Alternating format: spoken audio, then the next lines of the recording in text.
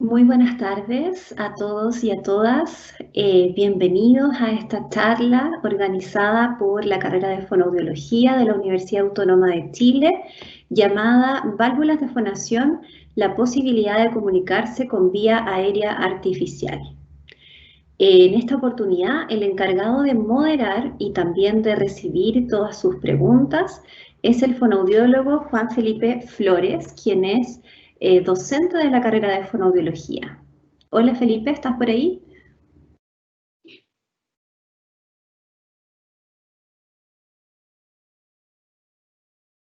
Felipe, ¿estás por ahí?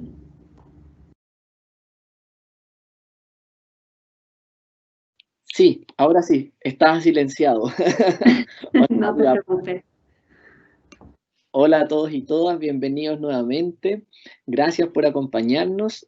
Como dijo María Paz, yo voy a estar recibiendo sus preguntas, las que vamos a realizar al expositor al finalizar su charla. Vamos a tratar, ya si el tiempo nos permite, de responder todas las preguntas de hacerle todas las preguntas que ustedes nos dejen ahí alojaditas en el chat. Así que los invitamos a ir dejando todas las dudas y consultas que vayan surgiendo en el chat del costado y al finalizar vamos respondiendo. Muchas gracias Felipe. Entonces ahora vamos a dar la bienvenida a quien estará a cargo de esta exposición. Él es Sebastián Contreras Cubillos, es fonoaudiólogo de la Universidad de Talca, magíster en gerontología clínica, docente clínico en el Centro de Actividades Prácticas de Fonoaudiología de la Universidad del Biobío, fonoaudiólogo en el Servicio de Medicina Física y Rehabilitación del Hospital San Juan de Dios de Curicó y también es docente clínico para la Universidad Autónoma de Chile en la sede de Talca. Hola Sebastián, ¿cómo estás? Hola María Paz, bien, ¿cómo están ustedes? ¿Todo bien por aquí? Bueno, Bienvenido. Te muchas, cedo ahora el micrófono y la pantalla y te escuchamos todos atentamente. perfecto, muchas gracias. Hola a todos, bienvenidos, muchas gracias por estar aquí, por haberse inscrito en esta actividad en la que vamos a hablar sobre un tema bastante interesante relacionado con el manejo fonoaudiológico de personas con vía aérea artificial, como es el uso de las válvulas de fonación. Esta es una charla que de alguna forma está dividida en 2 días, ¿cierto? En el que se dicta y por lo tanto eso implica que hay que hacer una introducción general primero a todo lo que es vía aérea artificial y sobre todo el uso de la traqueostomía, para luego recién poder integrarse y integrar el conocimiento de cómo funciona la válvula de fonación y cuál es el beneficio que tiene sobre todo en las habilidades comunicativas de las personas, pero a lo largo de la presentación vamos a descubrir que esos beneficios no solamente son comunicativos, sino que la válvula de fonación es realmente un rehabilitador de la vía aérea completa de las personas traqueotomizadas, ¿cierto? Y termina siendo una ayuda importantísima para el equipo de rehabilitación de vía aérea integrada por kinesiólogos, terapeutas ocupacionales y sobre todo fonoaudiólogos. Y una de las cosas más interesantes sobre todo es lo que permite también para el tema de deglución. Así que vamos a tratar de unir todos estos conceptos dentro de la presentación para ver qué les parece y qué tal la propuesta. ¿Ya? Así que los contenidos principales de hoy día es hacer una introducción al uso de válvulas de fonación, hacer una introducción a la traqueostomía, al abordaje del equipo de rehabilitación en traqueostomía y las generalidades del abordaje fonoaudiológico en este equipo. Y dentro de la segunda sesión, el funcionamiento general de una válvula de fonación, consideraciones para la candidatura al uso de válvula de fonación, quiénes no pueden, ¿cierto? En quién va a ser más beneficioso, algunas consideraciones para la instalación de válvulas de fonación en personas que todavía son dependientes de ventilación mecánica y la intervención fonoaudiológica propia de las personas con válvulas de fonación. Algunas conclusiones y algunas evidencias súper interesantes al respecto, algunas bastante recientes y algunas muy relacionadas, ¿cierto?, con este año especial que hemos tenido en el manejo de la vía aérea en tiempos de pandemia, ¿ya? Quiero siempre contar que este es un trabajo de equipo. Yo hoy día represento siempre por lo menos a 5 o 6 personas de un equipo de rehabilitación de vía aérea del Hospital de Curicó, donde hago una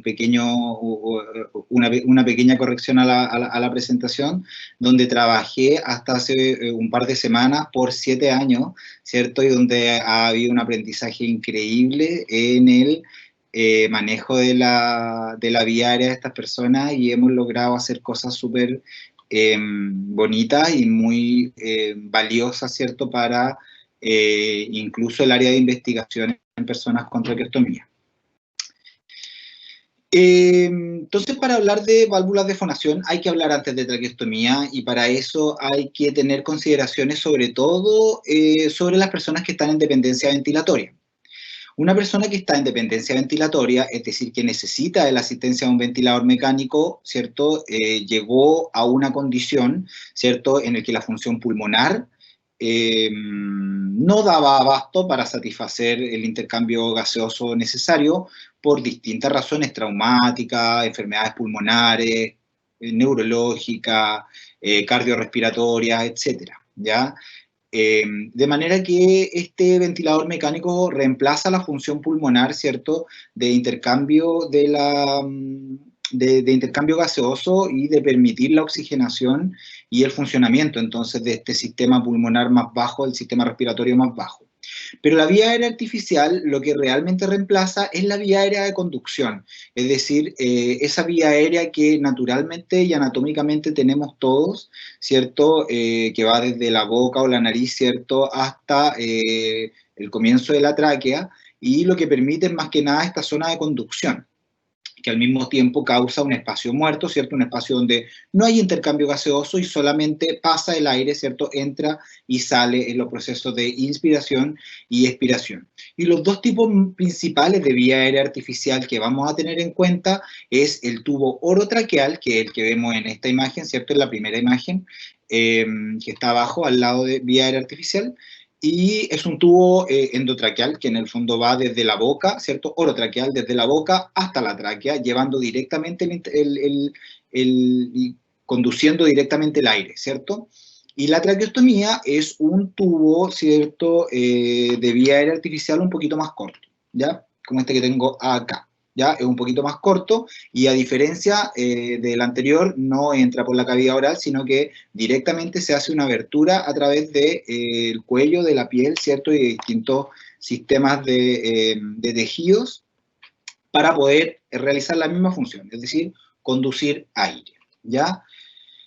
Ambas reemplazan sistemas de funciones respiratorias, funciones, por ejemplo, de la laringe o funciones, claro, de la vía aérea superior. Una de las principales funciones, ¿cierto?, de la laringe, podríamos dividirla en 3 funciones: una función respiratoria, que la reemplaza, una función protectora y una función fonatoria.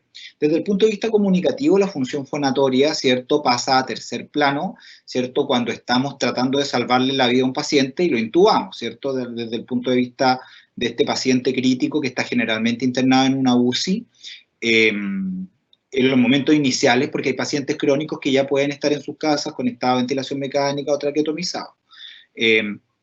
Pero vamos a comenzar con este abordaje un poco UCIsta, un poco de paciente crítico, ¿cierto? Y claro, pues cuando hay que salvarle la vida a esta persona y permitirle respirar, la función respiratoria se mantiene gracias a la presencia del tubo o de la cánula de traqueostomía, y la función protectora se mantiene también gracias a un pequeño balón, que es este balón chiquitito, que se llama CAF, o balón de neumotaponamiento, y que en el fondo lo que hace es cubrir la vía aérea e impedir el paso de secreciones o de contenido oral hacia la vía aérea inferior.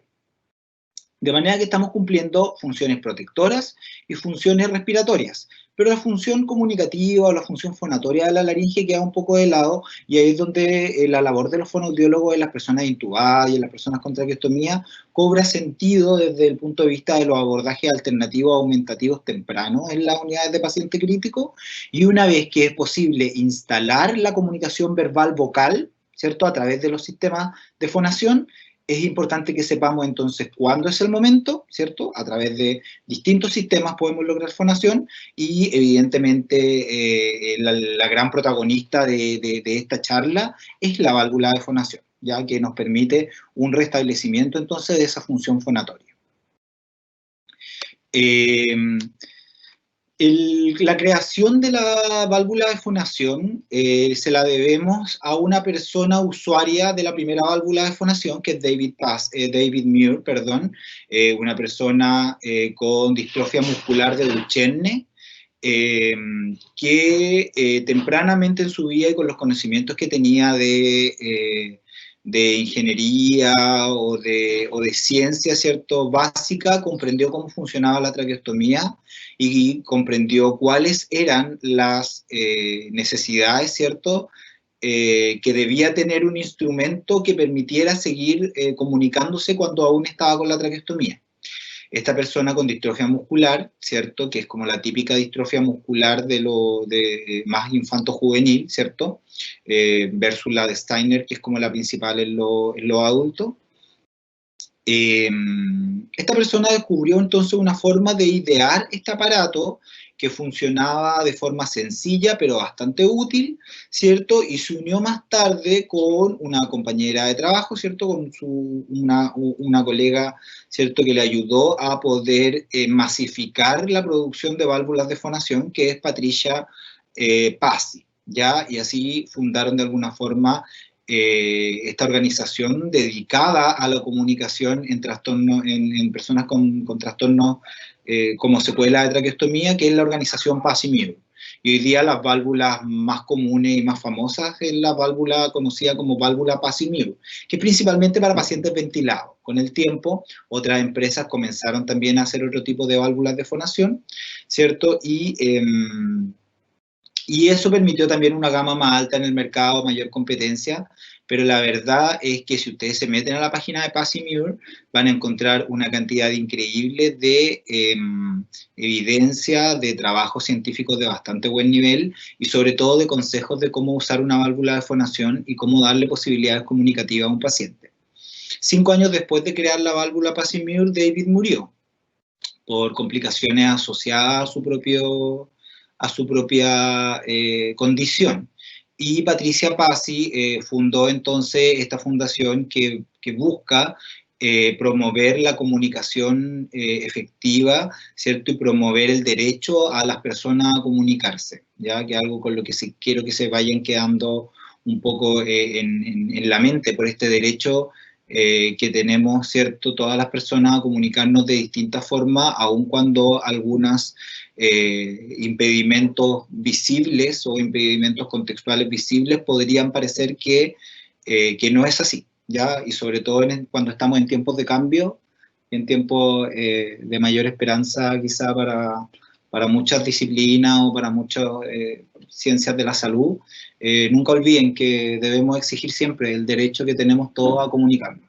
Y eso se vería muy, muy bonito escrito en una hoja en blanco en algún día, y permitiría evidentemente la ampliación a todo nivel de la fonoaudiología.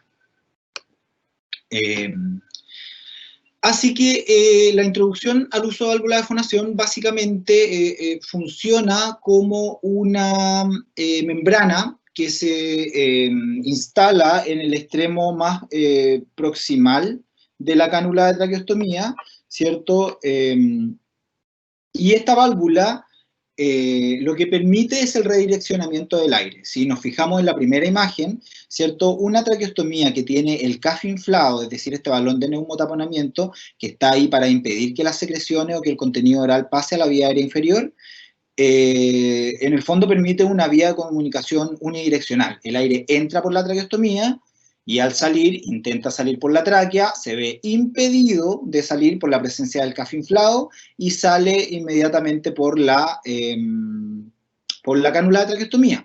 Y este es el cartílago tiroide, de manera que los pliegues vocales están en una zona superior que no recibe flujo transglótico, por lo tanto no se permite la vibración, ¿cierto? Y todo este desempeño aerodinámico de ese conjunto anatómico, por lo tanto la fonación no es posible. Y esa es una de las primeras condiciones entonces. La fonación y el uso de válvula de fonación no va a ser posible hasta que el CAF de esa traqueostomía esté desinflado. Y para que esté desinflado quiere decir que la función protectora de la laringe debe haber sido superada. Desde ese punto de vista, el trabajo de los fonoaudiólogos y del equipo de rehabilitación de vía aérea es necesario primero sobrepasar la etapa del manejo de secreciones adecuado para poder instalar una válvula de fonación. Ese es el primer conocimiento del día. Es decir, no puedo poner una válvula de fonación con CAF inflado.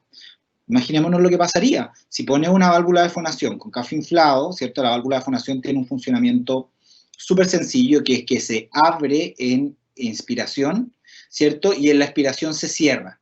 Si esta válvula se cerrara en expiración, yo tendría la cánula cerrada, el aire no podría salir por expensas de la tráquea porque el CAF está inflado y no puede salir por la cánula porque la válvula de fonación mantiene el sistema cerrado. De manera que se formaría un fenómeno de atrapamiento aéreo donde el paciente básicamente podría incluso entrar en un paro cardiorrespiratorio producto del sistema. Entonces, usar válvula de fonación implica este conocimiento previo. Ya no puedes usar válvula de fonación con el CAF inflado y por lo tanto si no has superado la etapa de un buen manejo deglutorio de secreciones. Entonces, la intervención deglutoria es previa a esta fase.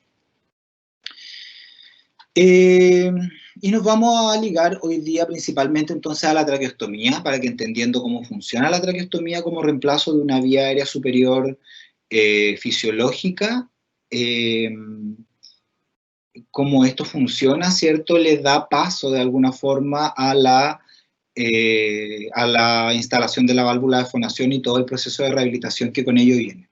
La traqueostomía es una apertura en la cara anterior de la tráquea por debajo del nivel de los pliegues vocales y que permite una comunicación directa con el exterior, ¿cierto? A través de la piel y los distintos tipos de tejidos que están concomitantes a ello. Ya se hace generalmente entre el segundo y tercer anillo traqueal o el tercer y cuarto anillo traqueal, y hay algunas traqueostomías que pueden ser un poco más altas o un poco más bajas, pero eso es lo más común, ¿ya? Entonces, a nivel de anatomía externa, ¿cierto? Anatomía superficial, la encontramos, ¿cierto? Más cercana a esta zona baja de del cuello y evidentemente una zona con la que hay que tener mucho cuidado porque hay una gran cantidad de vasos que irrigan y de nervios que inervan la zona, y tanto la instalación como la permanencia de la traqueostomía puede traer algunas complicaciones a la hora de ser usuario de una cánula de traqueostomía, ¿ya? Los dos tipos principales de traqueostomía desde el punto de vista de la instalación es la instalación quirúrgica, que se hace directamente abriendo, ¿cierto?, distintos pliegues de la piel, músculo, ¿cierto?, cartílago, y finalmente llega a la tráquea, y se instala principalmente en pabellón, pero hoy en día la traqueostomía más utilizada es la traqueostomía percutánea, que tiene muchos beneficios. La traqueostomía percutánea entra por un sistema de dilatación progresiva, ¿cierto?, con distintos tipos de dilatadores que vemos ahí en la imagen, ¿cierto?, que se van introduciendo por una pequeña abertura externa del cuello, ¿cierto? Y la cánula en el fondo va entrando casi a presión, ¿ya? Entonces genera un estoma, que es lo que se va a llamar el orificio de conexión con el medio externo, genera un estoma que está... Que se forma el trayecto de alguna forma por sí solo, mejora mucho el pronóstico de decanulación y el pronóstico de cierre del estoma. Las traqueostomías quirúrgicas, generalmente el cierre del estoma también tiene que ser quirúrgico, y la traqueostomía percutánea se puede hacer en un espacio estéril dentro de la unidad de paciente crítico, dentro de la UCI, básicamente aislando de forma estéril el campo del paciente, y no es necesario llevarlo a pabellón y por lo tanto someterlo al traslado desde la unidad, lo que podría incidir en algunas complicaciones. Así que definitivamente la traqueotomía percutánea hoy en día es generalmente la más utilizada. La traqueotomía quirúrgica se utiliza evidentemente cuando una traqueotomía percutánea no es posible, y eso es en algunos casos de tumores de cabeza y cuello, en algunos casos en que hay una vía aérea difícil, un paciente con una vía aérea ¿cierto? Con un cuello, por ejemplo, con mucho tejido adiposo, ¿cierto? Una persona muy gordita, ¿cierto? Y que en el fondo no hay alguna cánula que pueda adecuarse a su anatomía. ¿Por qué se pone una traqueostomía? ¿Por qué uso una traqueostomía? Generalmente las traqueostomías son usadas en estas 5 condiciones, ¿ya? La primera es ventilación mecánica prolongada, es decir, necesito mantener a un paciente ventilado, ¿cierto? A través de un respirador mecánico, un ventilador mecánico, y la primera opción que se da es, por supuesto, la instalación del tubo orotraqueal. ¿Se acuerdan el tubo más largo? Ese tubo orotraqueal podría estar ahí, de acuerdo a lo que dice generalmente el acuerdo de la literatura, podría estar ahí hasta unos 12 a 15 días. Más allá de 12 a 15 días, la presencia del tubo orotraqueal, la verdad es que causa más problemas que los problemas que soluciona habilitando la vía aérea del paciente. Entonces, si tempranamente sabemos que va a haber una ventilación mecánica prolongada con el paciente, o el paciente no ha logrado los parámetros ventilatorios necesarios para desconectarlo de ventilación mecánica, el paciente pasa a hacerse una traqueostomía y el ventilador mecánico se cambia del tubo, ¿cierto? Y se conecta directamente a la cánula de traqueostomía. Así que ventilación mecánica prolongada es uno de los principales motivos de traqueostomía. Lo segundo sería obstrucción de la vía aérea superior, y lo más común en las traqueostomías por vía aérea superior, por obstrucción de vía aérea superior, que se abrevia como OVAS, ¿cierto? Entonces estas traqueostomías por OVAS generalmente son por crecimientos tumorales, ya crecimientos de cáncer de cabeza y cuello a expensas de la tráquea, que comprimen el esófago, parte de base de la lengua, ¿cierto? Y cuando la opción es o traqueostomía o laringectomizar, ¿cierto? Que es como quitar parte de la laringe, claro que tiene que haber una habilitación de vía aérea superior, cuando ya este tumor de cabeza y cuello comprime demasiado la vía aérea y se hace imposible la función respiratoria, se pone la traqueostomía para habilitar esa función. Que ese paciente se decanule o no va a depender de la resolución quirúrgica y de oncología y de, por supuesto, cirugía. Si es que el paciente tiene opción a una cirugía para extraer el tumor, esa persona puede rehabilitarse y volver a su vía aérea fisiológica. Pero si es muy tarde y básicamente este crecimiento tumoral no tiene una resolución quirúrgica y se establece por el equipo clínico que no hay posibilidad de hacer operación, de hacer cirugía, esa traqueostomía se convierte en la vía aérea permanente del paciente desde que se instala hasta que básicamente fallece, ¿cierto? El tercer caso sería una persona que tuviera un mal manejo de secreciones. Y esto quiere decir que hay una persona que tiene una disfagia tan grande, tan grande, tan grande, que no solo afecta consistencia líquida, consistencia espesa, sólidos o la dilución de medicamentos, por ejemplo, sino que esta persona tiene una imposibilidad para tragar y para manejar sus propias secreciones como la saliva, ¿cierto? Entonces se pierde la seguridad del mecanismo arítono-epiglótico, ¿cierto?, para proteger la vía aérea, y esta persona comienza a aspirar sus propias secreciones, ¿ya? Se da mucho en casos neurológicos, en casos de accidente de tronco cerebral o en casos de trauma general. La inconsciencia también te lleva a mal manejar secreciones, las crisis respiratorias, los estados respiratorios agudos, ¿cierto? O crónicos reagudizados. Así que estaríamos en presencia entonces de una persona que no puede manejar sus secreciones, y esto es importante porque manejar secreciones significa o tragárselas o toserlas y botarlas y escupirlas por la boca, ¿ya? Son dos conductas que quiero que tengan súper claras, porque cuando digamos que una persona tiene manejo de secreciones, vamos a poder desinflar el CAF, ¿ya? Y manejar secreciones entonces significa o que se las traga, que logramos que se tragara sus secreciones, o que por lo menos es capaz de botarlas, ¿cierto? De botarlas por boca, de escupirlas. El acceso a aspiración endotraqueal quiere decir que hay una persona que tiene demasiadas secreciones, pero en el sistema pulmonar más bajo, ¿cierto? O sea, sistema respiratorio bajo, sistema pulmonar. Hay demasiadas secreciones, ¿cierto?, pulmonares, y esta persona necesita ser aspirada, por lo tanto necesita ser succionada, ¿cierto? Se necesita con un catéter que kinesiología o enfermería entren una numerosa cantidad de veces a aspirarlo, ¿cierto? Y este acceso generalmente es nasotraqueal. Se mete una sondita, ¿cierto?, a través de la nariz y aspiras, ¿cierto? O sea, hasta que llegas al fondo, ¿cierto? Llegas a la tráquea y puedes aspirar secreciones y liberar un poco al paciente de secreciones. Entonces, cuando hay una persona que tiene demasiadas secreciones y demasiada necesidad de acceso a aspiración endotraqueal, la verdad es que no queda otra que traqueotomizarlo, porque es mucho más fácil aspirarlo por la traqueostomía que estarse metiendo por vía nasal, nasotraqueal, ¿cierto?, a cada rato, por el daño que causa básicamente en la anatomía, ¿ya? Y cuando hay una patología neuromuscular que es conocida de largas estadías en UCI, por ejemplo, pacientes con enfermedades neuromusculares crónicas como Guillain-Barré, ¿cierto?, se decide tempranamente traqueotomizar. La verdad es que se recibe un paciente con Guillain-Barré o con una crisis de esclerosis múltiple, por ejemplo, con un brote nuevo de una esclerosis múltiple, ya sea progresiva o recidivante, ¿cierto?, y se decide tempranamente. Este paciente claramente va a estar más de 15, 20 días ventilado, no tenemos para cuándo sacarlo de ventilación mecánica, entonces en cuanto se estabiliza, se traqueotomiza, ¿ya? Entonces son como los 5 motivos principales para traqueotomizar a una persona, ¿ya?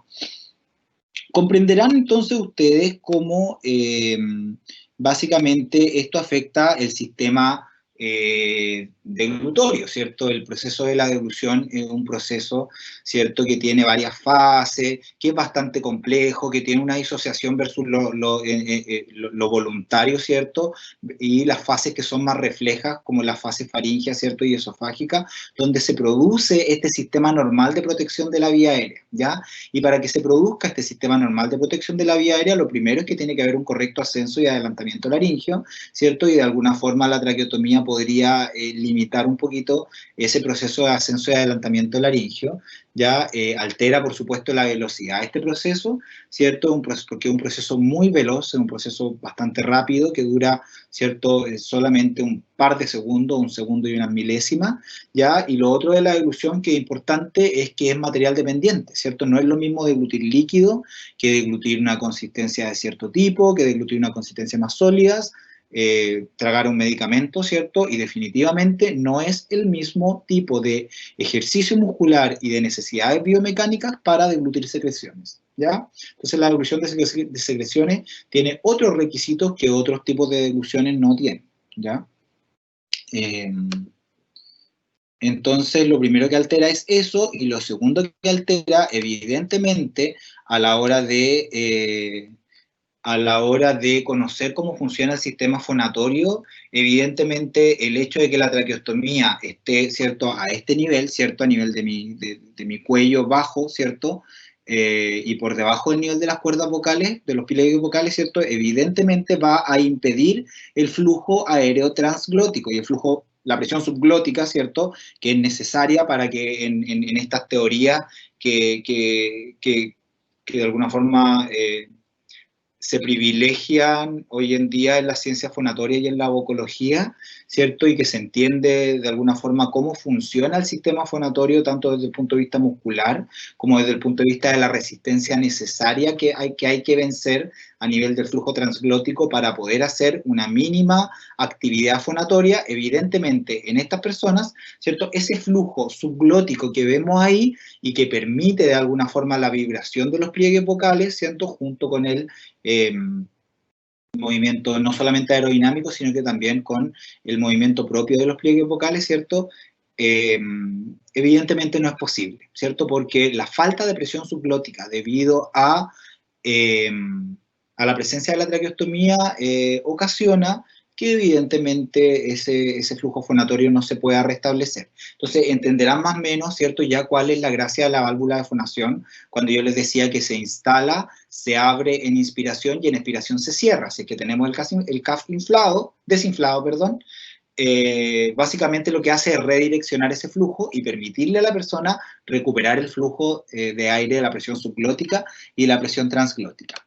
Pero hay algo súper interesante que quiero que tengan en cuenta, y que es que esta presión subglótica no solo afecta, ¿cierto?, a la fonación, sino que también afecta a la deglución.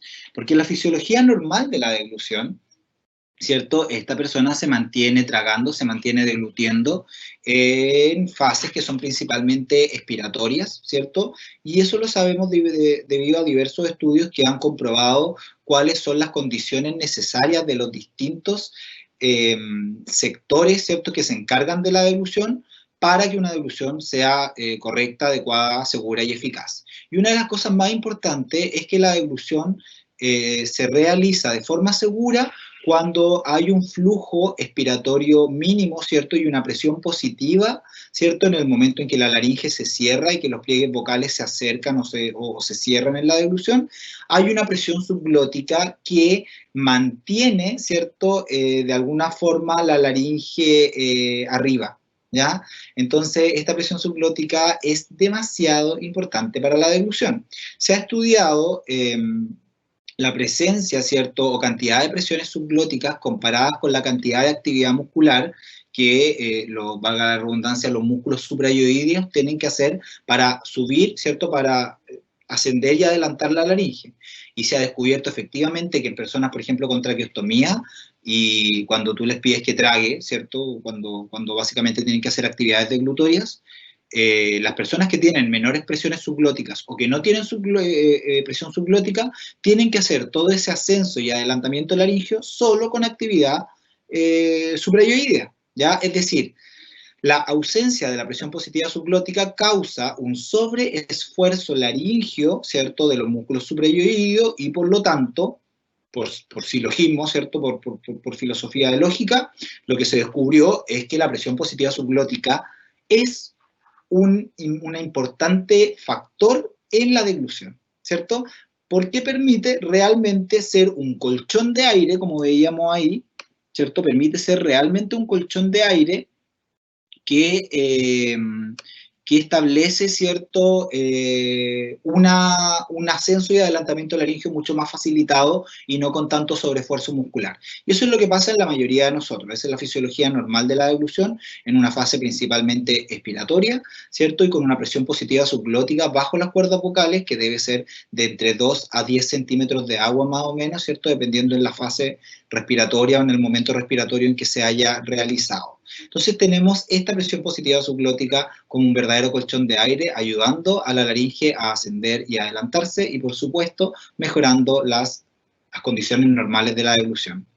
Y ahí está la segunda gran ayuda de la válvula de fonación, en la recuperación de la presión positiva subglótica, no solamente para la fonación, sino que para la deglución, permite evidentemente una mejora de actividades deglutorias mucho más temprana, ¿cierto? Y por lo tanto acelera el proceso de canulación gracias a la presencia del trabajo de los fonoaudiólogos utilizando válvulas de fonación para rehabilitar la vía aérea de estos pacientes. Entonces, en relación con la coordinación de deglución-respiración, está bastante estudiada, se entiende que hay una preferencia fisiológica normal y que lo más probable es que la deglución se ocurra en una fase expiratoria interrumpida, es decir, inspiramos, comienza la fase expiratoria, se interrumpe, hay una apnea deglutoria, ¿cierto?, se deglute y termina la expiración, ¿ya? Básicamente el cuerpo humano, el cerebro, ¿cierto?, el tronco encefálico es demasiado sabio porque en el fondo deglute cuando hay una cantidad de aire bajo las cuerdas vocales que te permite, como te digo, subir y ascender la laringe, pero en el caso de que haya paso de contenido aéreo a la vía aérea, te permite toser sin tener que inspirar. ¿Te das cuenta? Porque cuando tú toses, básicamente haces esto, ¿cierto? Pero si te atoras, ¿cierto? O si, básicamente, si aspiras, ¿cierto? Sería ilógico desde el punto de vista de la evolución hacernos inspirar, ¿cierto? Porque si estamos con contenido aéreo, si es que algo se fue por el camino viejo, ¿cierto? O hay penetración o aspiración en lenguaje más clínico, sería ridículo que el cuerpo te exigiera inspirar, porque básicamente lo que haría sería ingresar todo ese contenido que ya está en la faringolaringe a la vía aérea inferior. Entonces, esta cantidad de aire, básicamente presión subglótica, te permite que esto que yo creo que a todos nos ha pasado, que si nos atoramos, ¿cierto?, comienza a toser desde la fase compresiva en adelante, ¿cierto? Tú estás comiendo, por ejemplo, y te atoras y de repente viene el momento y estás hablando, ¿cierto? Y toses directamente desde la fase compresiva y expulsiva de la tos, ¿ya? Esto no es raro porque hay una interacción neuronal que de alguna forma es no coincidente, no es una coincidencia de que las neuronas que controlan la respiración y las neuronas que controlan la deglución estén cercanas en el tronco encefálico, se comuniquen entre ellas y se inhiben, ¿ya? Por eso se inhibe la respiración cuando deglutimos, ¿ya? Y evidentemente se inhibe la deglución mientras estamos respirando, ¿cierto? Y son factores entonces que tienen una retroalimentación entre ellos. Esta apnea es una apnea deglutoria que es preparatoria y anticipadora para que todo el resto de los sucesos de la fase faríngea ocurran. Entonces está este proceso apneico, ¿cierto?, donde hay una detención completa del flujo respiratorio. Mucho tiempo se creyó que la apnea deglutoria en realidad era, o que esta inhibición central de la respiración era producto del cierre de las cuerdas vocales, pero incluso en pacientes laringectomizados, que están laringectomizados totales, que no tienen cuerdas vocales que cerrar, ¿cierto?, se observa la presencia de la inhibición central de la respiración, ¿ya? Y entonces todo esto colinda en factores respiratorios que afectan la deglución, ¿cierto?, como la condición respiratoria en la que está el paciente, ¿cierto? Si es que el paciente tiene una enfermedad respiratoria, evidentemente eso va a afectar la cantidad de flujo aéreo expiratorio que tiene al momento de la deglución, en condiciones como en el EPOC, como el asma, ¿cierto?, que son condiciones obstructivas, o en otras condiciones más restrictivas, ¿ya? Y evidentemente la deglución, como interacciona neuronalmente con la respiración, también puede modificarla. Y una de las cosas más interesantes es el descubrimiento de la participación diafragmática abundante durante el proceso de deglución, ¿cierto? El proceso de deglución principalmente haciéndose en el proceso de expiración. Uno imaginaría que el diafragma está contraído primero para la inspiración, ¿cierto? Y que luego se va relajando, por lo tanto que disminuye la actividad diafragmática.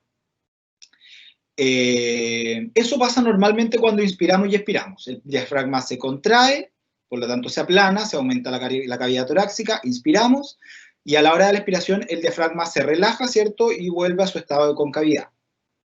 Sin embargo, si esa expiración ocurre durante una deglución, el diafragma no deja de contraerse del todo. El diafragma se contrae para la inspiración, pero durante la expiración comienza a relajarse, y en el momento de deglutir para de relajarse, y hay una actividad contenida, activa del diafragma, que permite la presencia de este flujo subglótico, ¿cierto?, y que permite mantener este volumen de aire en línea, ¿cierto?, dentro del sistema para poder permitir la deglución, ¿ya? Y eso lo observamos, por ejemplo, en este esquema donde vemos cuál es la actividad diafragmática principal, ¿cierto?, que comienza su contracción, ¿cierto?, aumentando la actividad diafragmática hacia el final de la inspiración, que es cuando el diafragma está más contraído, y luego comienza a decrecer la actividad diafragmática medida por electromiografía, ¿cierto? Sin embargo, cuando comienza esta apnea deglutoria y cuando comienza la deglución, este diafragma deja de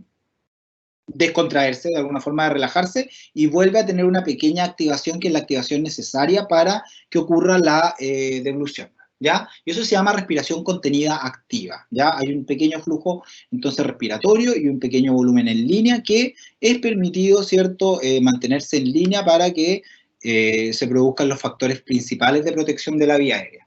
Entonces, ¿cuáles son los factores principales de protección de la vía aérea? La inhibición central de la respiración, ya que es una apnea de origen central y favorece, de hecho, la ocurrencia de ello, que después los pliegues vocales se aduzcan, porque si no ocurre, en el fondo no hay una transmisión neuronal necesaria hacia la laringe para que comience la fase faríngea. Hay una protección mecánica de la vía aérea dividida en 4 sectores, que son los pliegues vocales que se cierran, la excursión laringea, ¿cierto?, ascenso y adelantamiento laringio, la presencia de la presión positiva subglótica, el mecanismo de la tos.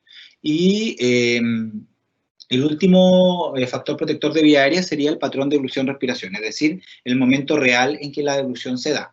Porque si bien se da fisiológicamente y normalmente en el estado expiratorio, evidentemente cuando trabajemos con pacientes con disfagia vamos a encontrarnos que a veces degluten en fases incorrectas, que degluten dentro de la inspiración o que tienen inspiración, ¿cierto?, después de la deglución, ¿ya? Entonces pueden encontrar 4 patrones: inspiración, deglución, inspiración, inspiración, deglución, expiración, expiración, deglución, inspiración, y el último sería inspiración, deglución, inspiración. Parece que lo dije. No, expiración, deglución, expiración, ¿cierto? Y los 2 patrones más normales o más esperables son los que tienen expiración luego de la deglución. Y los 2 patrones que consideramos más anormales son los que tienen inspiración luego de la deglución. Así que ojo a la hora de ocultar cervicalmente un paciente con disfagia, no solamente una persona con traqueostomía, cualquier tipo de paciente con disfagia, porque a través de la auscultación cervical podrían detectar más o menos el ruido inspiratorio o expiratorio que viene después de la deglución, y eso les podría decir si es que hay que trabajar ciertos factores respiratorios para colindar, ¿cierto?, con el trabajo típico muscular que se hace en las personas con disfagia. ¿Ya? Entonces hay bastante evidencia sobre cuáles son los efectos que la traqueostomía tiene en la fisiología de la comunicación y de la deglución, ¿ya? Y que cuando uno lo revisa completamente se da cuenta de la importancia de la rehabilitación de la vía aérea, no solamente desde la fisioterapia, desde la terapia respiratoria, sino que cuál es la importancia de la fonoaudiología a la hora de restablecer mecanismos deglutorios protectores de vía aérea y, por supuesto, comunicacionales. El impacto de la traqueostomía sobre las funciones que a los fonoaudiólogos nos competen es principalmente que impide la comunicación vocal-verbal, ¿cierto? Al impedir la fonación, ¿cierto? Estas personas tienen que acudir dependiendo del estado neurológico en el que estén aparte, porque ese es otro tema, ¿cierto? Que una cosa es la presencia de traqueostomía, pero otra cosa es la causa, porque si tenía un paciente con un accidente vascular gigantesco, una secuela de un TEC, ¿cierto? Tienes que lidiar en tus intervenciones básicamente no solo con la traqueostomía, sino que con la conducta, con el lenguaje, con el habla y con las posibilidades de comunicación que esta persona tiene. De manera que de ahí la recomendación es lograr comunicaciones tempranas, ¿cierto?, de forma aumentativa y alternativa, para que estas personas no pierdan sus posibilidades comunicativas lo más pronto posible. Otro impacto de la TQT, ¿cierto?, sobre esta fisiología es que se pierden algunas habilidades sensoriales y sensitivas, donde no hay flujo hacia la vía aérea superior, se pierde la sensación laringotraqueal, ¿cierto?, y faringea. La laringotraqueal principalmente es más vagal, ¿cierto?, el laringio superior, y la sensibilidad faringolaringea, que por ahí, ¿cierto?, ahí tiene varios nervios implicados, ¿cierto?, del plexo cervical, de algunas colaterales, ¿cierto?, vagales, ¿cierto?, trigeminales, ¿ya? Y que permiten la sensibilidad faríngea, ¿cierto? Y por lo tanto también se pierde, al no haber flujo aéreo superior, se pierde la capacidad de oler, ¿ya? Al no haber la cantidad suficiente sensitivo-sensorial de información para generar la deglución, evidentemente el umbral de respuesta deglutoria o el umbral de activación de la deglución, del reflejo de deglución o respuesta motora orofaringea, se ve disminuido. Son personas con sensorialidades muy disminuidas y que hay que reactivarlas de alguna forma. ¿Ya? Hay una importante alteración, ¿cierto?, de la excursión laríngea en la persona con traqueostomía que se ha reportado bastante. Se discute a veces, ¿ya? Y se ven afectadas las funciones de la vía aérea superior principalmente por la diferencia de presiones, ¿cierto? Por la ausencia de la presión positiva subglótica en el sistema, ¿cierto? En el sistema deglutorio. Y evidentemente la incapacidad de carraspear y toser, que es una habilidad protectora, ¿cierto?, importante, que cuando tenemos, ¿cierto?, algo penetrado, ¿cierto?, o aspirado, ¿cierto?, en la vía faringolaringea, ¿cierto?, sobre todo en las penetraciones, utilizamos harto el carraspeo, ¿cierto?, ¿cierto?, y la tos cuando evidentemente se da la necesidad de hacerlo, la necesidad fisiológica, y es un umbral que se establece de forma reflejo. Entonces, al haber menos sensorialidad, ¿cierto?, menos paso de aire a través de la laringe, de la tráquea y de la faringe, por supuesto que disminuye también el umbral de activación de la tos, ¿ya? Entonces, hartas cositas, hartas cosas que analizar y que pensar de repente en estas personas con traqueostomía, y cómo este diagrama bastante conocido sobre cuáles son las causas más comunes de las disfagias o los trastornos de la deglución adquiridos en las unidades de paciente crítico, cómo ve la traqueostomía marcada en más de una de las causas, ¿cierto? Las principales causas de disfagia en la UCI son alteraciones del sensorio, ¿cierto? Alteraciones básicamente del estado cognitivo-conductual de las personas, que las podemos tener, ¿cierto?, en personas hospitalizadas en UCI que están traqueotomizadas. La reducida sensibilidad laríngea, ¿ya? Básicamente la presencia de la traqueotomía o del tubo orotraqueal durante mucho tiempo reduce sensibilidad laríngea. Alteraciones de la coordinación neumodeglutoria, de nuevo nos encontramos con la traqueostomía como comadre de este artículo. El reflujo gastroesofágico, que se puede dar mucho, ¿cierto?, como consecuencia del estado, ¿cierto?, permanente de reposo y sobre todo en posición horizontal, la debilidad neuromuscular, que es un factor que está ampliamente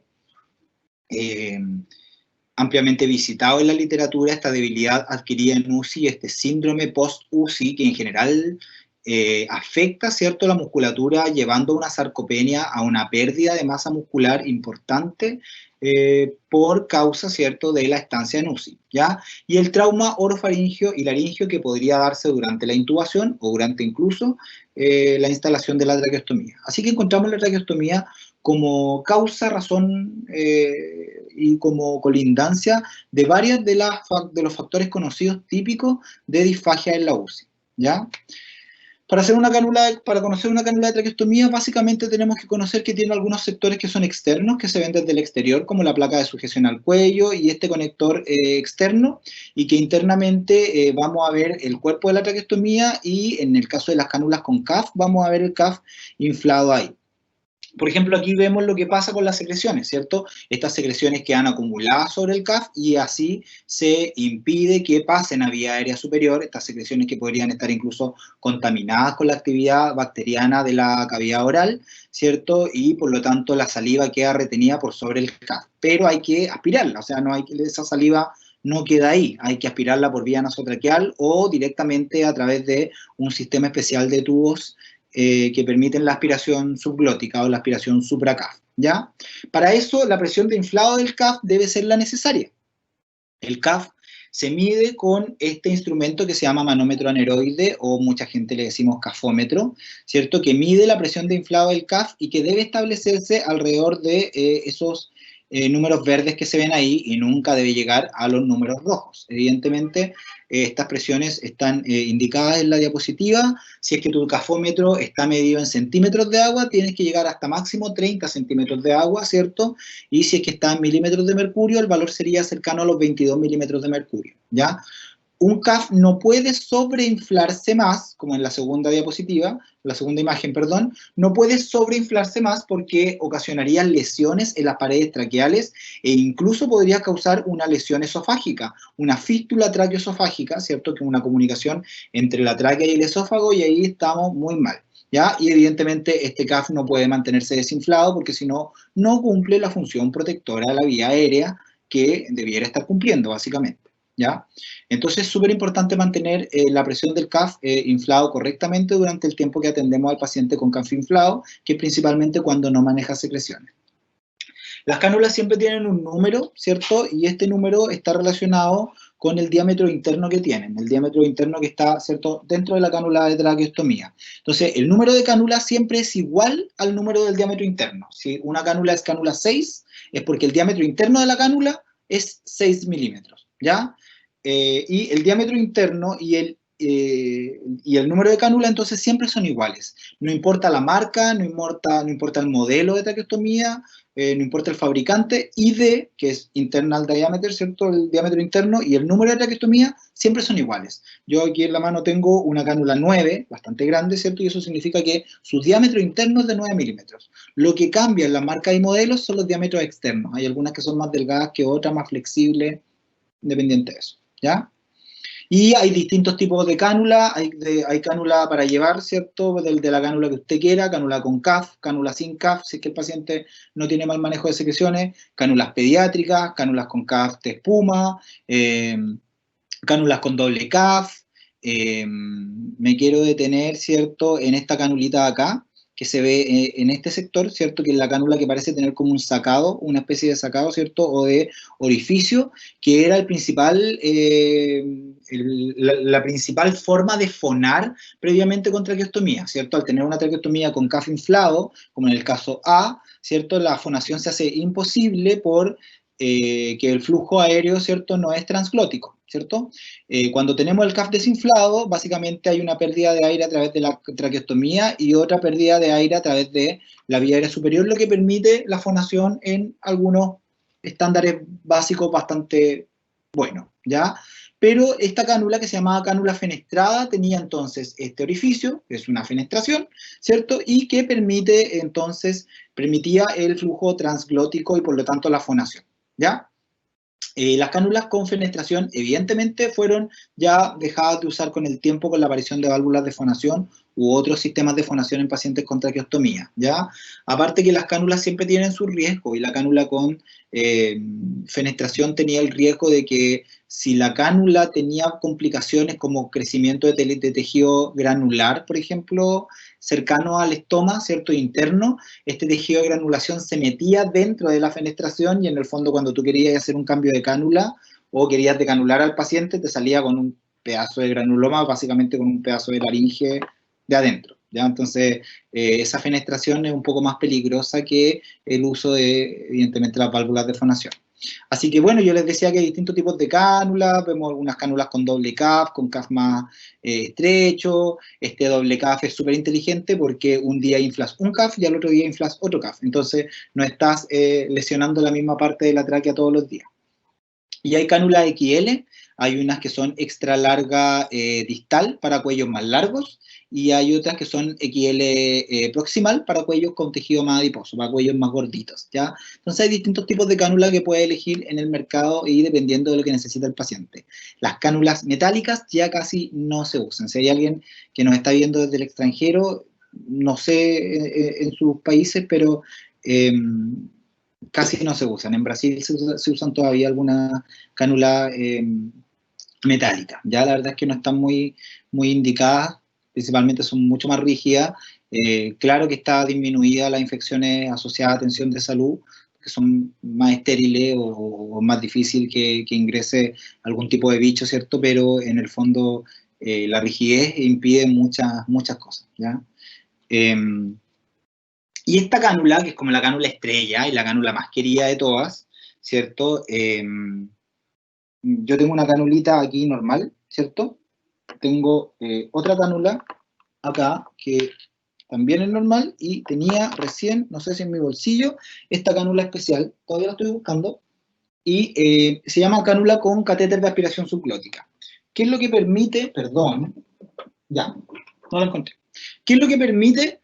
La cánula con catéter de aspiración subglótica lo que permite es que tú tienes el acceso normal de cualquier cánula de traqueostomía a través del estoma para aspirar las secreciones bajas, ¿cierto? Cualquier cánula de traqueostomía permite eso. Tú accedes por el conector universal, que es un conector universal de 15 milímetros. Todas las cánulas tienen el conector universal de 15 milímetros, independiente del tamaño que sean. Hasta la cánula pediátrica más chica, por fuera, tiene este conector de 15 milímetros, ¿ya?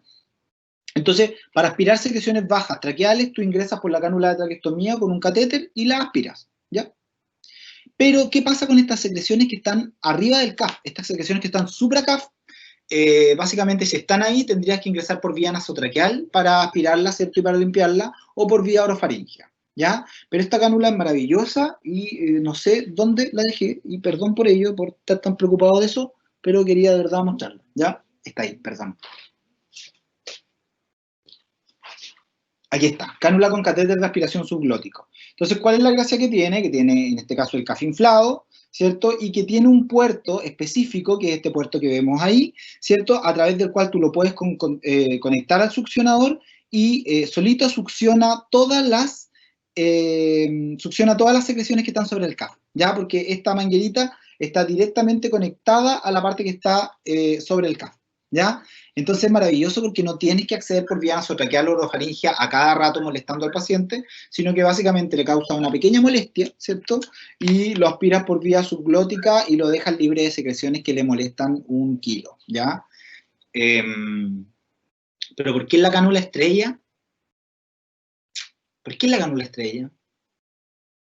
Es la cánula estrella porque básicamente, incluso en ausencia de deflación de CAF, tú no solamente te permite sacar secreciones, no solamente te permite extraer, sino que si tú la conectas a una vía de aire, ¿cierto? Una vía de aire medicinal, de aire ambiente, ¿cierto? Que están en las unidades de paciente crítico, ¿cierto?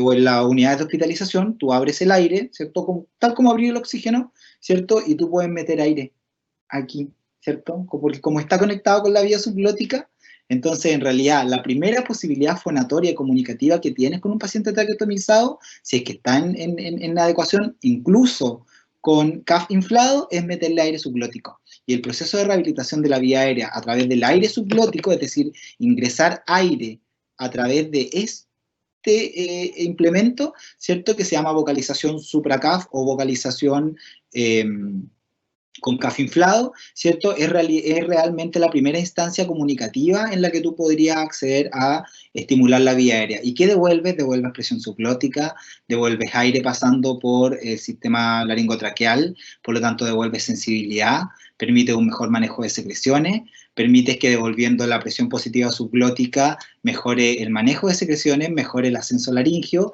y te acercas más a desinflar el CAF. ¿Ya? Entonces te acercas cada vez más al momento de desinflar el CAF, que es el que realmente quieres para poder instalar luego la válvula de fonación. Entonces, antes de válvulas de fonación, la presión de aire o presión positiva subglótica es ideal tanto para rehabilitar la vía aérea desde el punto de vista deglutorio como comunicativo.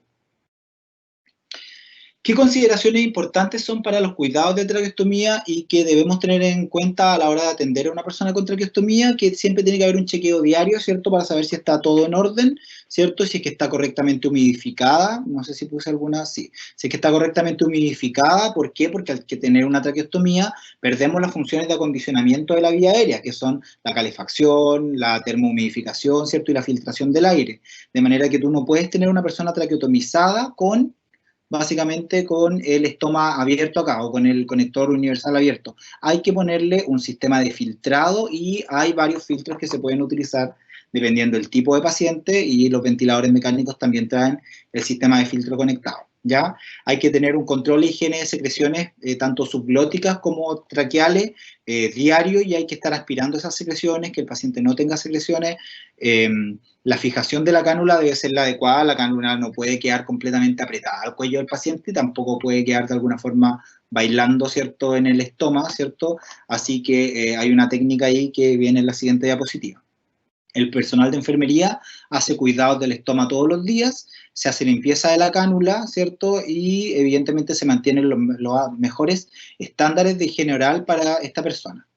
Sobre la aspiración de secreciones hay dos tipos de succión. Hay una succión que está en el nivel C, acá en la letra C, que es que tú con un catéter de aspiración, ¿cierto? Básicamente entras por el conector universal de 15 milímetros y aspiras las secreciones que están en la tráquea. Y eso se llama aspiración abierta y tiene que ser completamente estéril, con guante estéril, todo el sistema estéril.